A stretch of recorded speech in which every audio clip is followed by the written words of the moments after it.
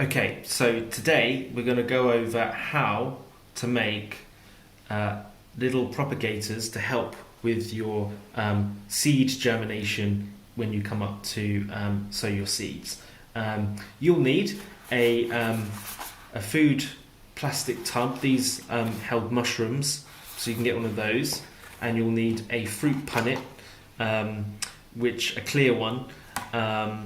For the lid, and the idea is that we're going to tape it on one side here, and it's going to have a nice flappy lid. Now, the reason why you would have a propagator is that this will increase the heat slightly, and it will aid in seed germination. You'll need some duct tape as well, and a pair of scissors to cut the duct tape.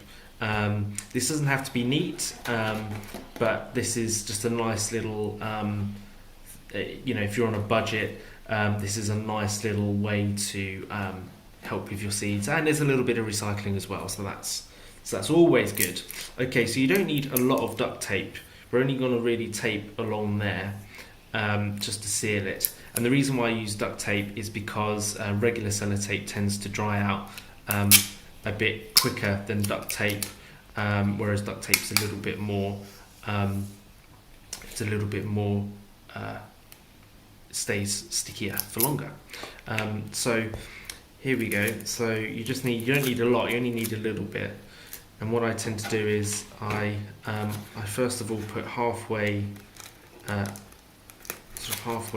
and I try and get the duct tape under the lip, just there, like that. And it's easier if you do it this way. You sort of marry up where you would like your propagator to sit, preferably in the middle, and then you just put your duct tape over the top, and again you want to try and get it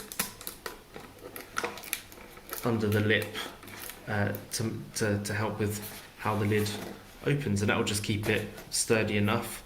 If you wanted to, you could double up on the duct tape to make it a little bit sturdy. I'm going to double up on the inside.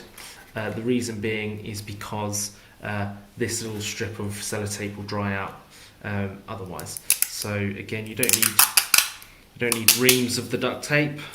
You just need a little bit there.